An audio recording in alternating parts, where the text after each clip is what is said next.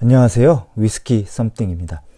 오늘 리뷰할 위스키는 2005년에 설립된 아일라의 신생 증류소인 킬호만입니다. 킬초만, 커호만 등으로도 불리는데요. 스코틀랜드에서는 킬호만이라고 하더라고요. 이 킬호만 증류소는 스코틀랜드에서 가장 작은 증류소 중에 하나라고 합니다. 그리고 지난 125년간 아일라 섬에 생긴 최초의 증류소입니다. 한마디로 1880년 이후로 아일라 섬에 증류소가 생긴 적이 없다는 이야기가 되는 거죠. 꽤 흥미롭네요. 팜 디스틸러리, 즉 농장 증류소라는 표현을 쓰는데요. 여전히 플로우 몰팅을 실시하고 있고요. 농장에서 직접 재배한 보리를 사용해서 위스키 병입에 이르기까지 위스키의 어떤 제조 공정의 모든 과정을 증류소 안에서 마칠 수 있는 시스템을 갖추고 있습니다. 보리부터 보틀에 이르기까지 한 농장에서 완전히 생산되어 모든 과정을 제어하고 있는 거죠. 마치 시계에서의 어떤 인하우스 매니팩처 같은 느낌이랄까요? 그래서 이들이 내세우는 철학은 바로 From Barley to 보틀입니다. 그 중에서도 이 아일라 100% 제품이 내세우는 것은 바로 세계 유일의 싱글 팜, 싱글 몰트 스카치 위스키입니다. 이름은 좀 복잡한데요. 이 팜 디스틸러리에서 모든 공정을 마친 위스키라는 것이죠. 보리를 자체 수급한다지만 부족분 같은 경우에는 포트앨런에서 충당을 하는데요. 이 아일라 100% 제품만큼은 직접 재배, 수확한 보리를 씁니다. 그래서 이제 리미티드 에디션이면서 가장 상위 라인업인지도 모르겠습니다. 킬호만의 라인업은 이와 같습니다. 가격은 공홈 기준으로 이제 마이키베이가 37.5파운드고요. 사나이그 같은 경우는 44파운드인데요. 이 아일라 100%는 70파운드가 넘습니다. 자, 그럼 이 킬호만 만에 1130일에 이르는 8가지 인하우스 공정들을 간단히 살펴볼까요? 먼저 재배입니다. 킬호만은 아일라에서 가장 비옥한 땅이 있는 곳이기도 합니다. 매년 200톤의 보리를 재배하는 증류소 주변에 들판이 있는데요. 킬호만에서 재배한 보리를 가지고 증류, 숙성, 병입 등 이 증류소만의 과정을 거쳐서 결국 아일레이의 유일한 싱글 팜, 싱글 몰트 스카치 위스키가 되는 겁니다. 두 번째는 몰팅입니다. 거의 모든 양조장에서 이제 상업화가 시작되면서 이제 아웃소싱이 됐는데요. 이것에 비해 킬호만은 수작업으로 플로우 몰팅을 고수하면서 그 철학을 지키고 있습니다. 보리를 콘크리트 바닥에 놓고 정기적으로 손수 뒤집는 거죠. 피팅입니다. 아일라의 이제 바다에 젖은 그 이탄을 잘라내서 보리를 건조하는 데 사용하는데요.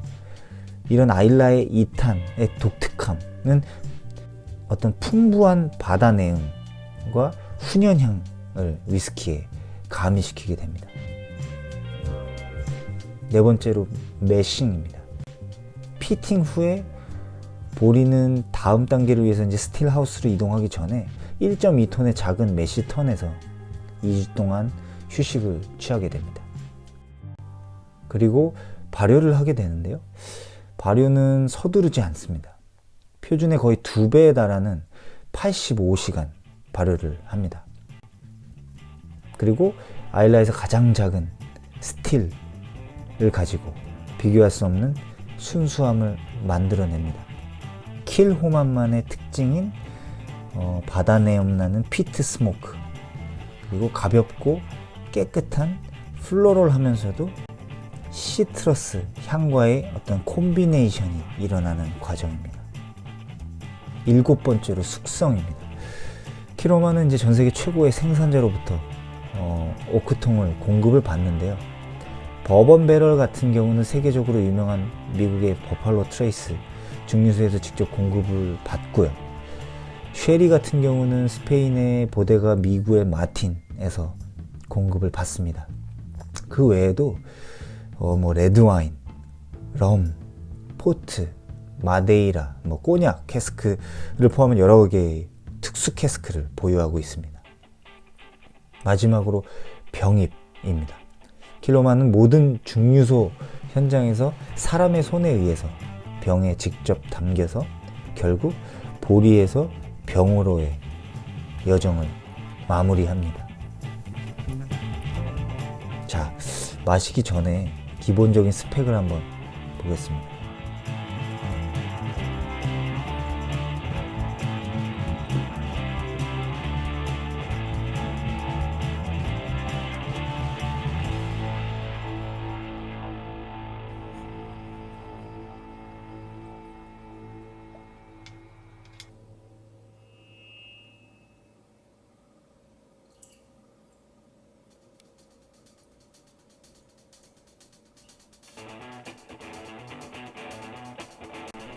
기본적으로 위스키를 따르고 병 밖으로 흐르는 위스키를 손으로 닦아서 비빈 다음에 손에 그 냄새를 맡아보면 구수한 보리향이 나는데요. 이게 끝내줍니다. 특히 이 킬호만 아일라 100%는 시작부터 굉장히 강력하네요. 네, 이건 케이스 뒷면에 표기된 공식 테이스팅 노트이고요.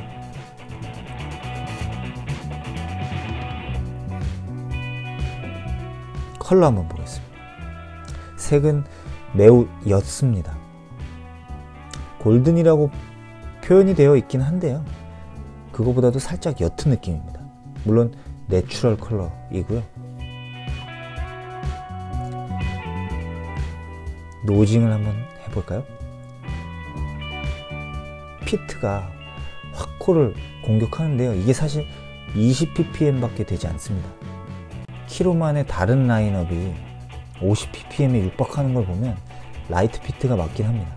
그런데 저만 그런 건지 모르겠지만 이게 피트 스모크가 미들급 이상으로 느껴지는데 그 이유가 아무래도 스모키가 꽤 강조된 스타일이기 때문인 것 같습니다. 피트는 라이트일 수는 있지만 스모키함이 강하기 때문에 그 훈연향 때문에 전반적인 피트 스모크의 정도가 더 세게 느껴지는 타입입니다. 사실 피트와 스모키가 같은 것으로 이해하실 수 있는데요. 다른 것이거든요. 예를 들면 라가블리는 피트보다 스모키가 강조된 스타일이고요. 아드백 같은 경우는 피트가 강조된 스타일이라고 설명드리면 좀 이해가 빠르실까요? 이 키로만 아일라 100% 같은 경우는 스모키가 강조된 스타일입니다.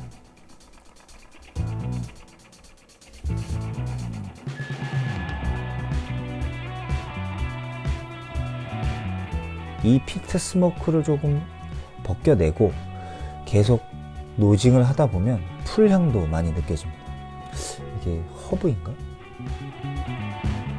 그리고 중요한 게 몰티 노트가 매우 잘 느껴지는데요. 정말 좋네요. 미네랄하고요. 마치 아일라 섬의 그 비옥한 흙내음 같기도 합니다. 과장을 좀 섞어서 설명드리면 아일라 섬의 와인인 듯한 느낌이에요. 피트부터 흙냄새, 풀향 등 그곳의 어떤 자연 환경이 저절로 펼쳐지는 그런 느낌입니다. 네, 팔레트하고 피니쉬 한번 보겠습니다. 이게 버번 캐스크 숙성이지만 피트 스모크 때문인지 다른 버번 숙성 위스키들과는 좀 결이 다른 것 같습니다. 버번의 어떤 플로럴하고 시트러스한 캐릭터가 크게 느껴지지 않아요. 아무래도 피트 스모크의 캐릭터가 좀 더 지배하고 있기 때문이 아닐까 싶긴 한데요. 스모키와 이 보리의 콤비네이션이 버번 배럴 특유의 느낌을 약간 누르고 있는 것 같다는 생각도 듭니다. 근데 이게 개인적으로 나쁘지 않아요. 좋습니다. 이 보리 본연의 향이 스모키를 만나서 최대로 극대화되고 있기 때문인 것 같아요. 그런 버번의 보편적인 풍미랄까요? 그게 그립지 않을 정도로 말이죠. 전반적으로 굉장히 터프한 편이고요. 거친 느낌입니다. 오크통의 영향이 잘 느껴지지는 않습니다. 그래서인지 바닐라가 약한데요. 이 부분은 호불호가 있을 수 있을 것 같네요. 달콤하긴 합니다. 그리고 굉장히 오일리해요. 왁스 같은 느낌도 좀 있고요. 페퍼민트의 느낌도 살짝 비춥니다. 뒤로 갈수록 약간 스파이시해지는 느낌이고요. 바닷가라 그런지 약간 솔티한 느낌도 옵니다.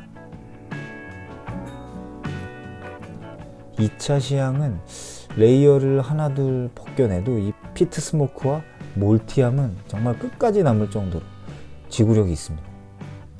버번의 아세톤 바닐라는 찾기 어렵지만 색이나 풍미의 어떤 그 끝자락에 버번 캐스크가 살짝 느껴지긴 합니다. 피니쉬는 50도라 그런지 파워가 있고요.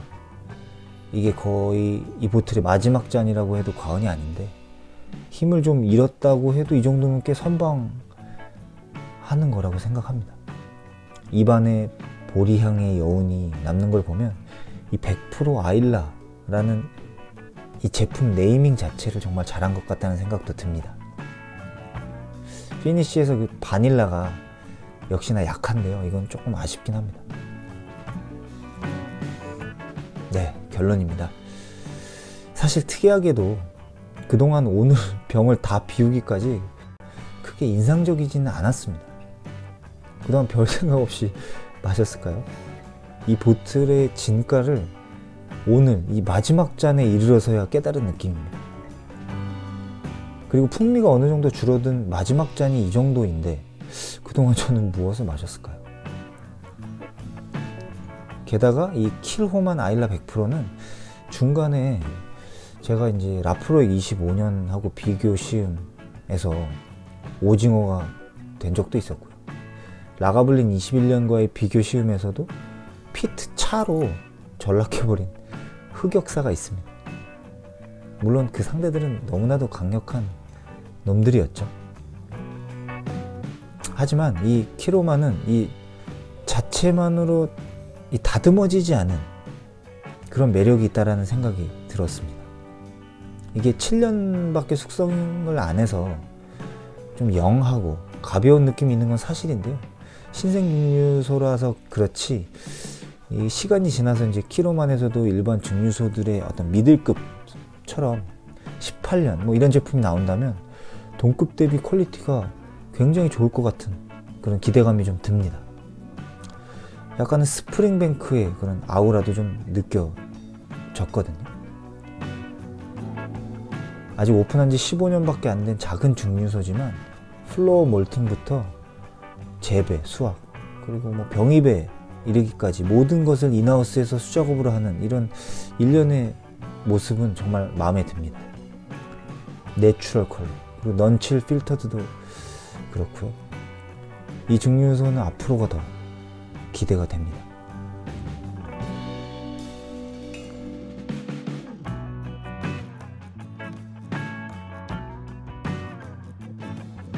저는 오늘 이 킬호만 100% 아일라에 대해서 86점 부여하겠습니다.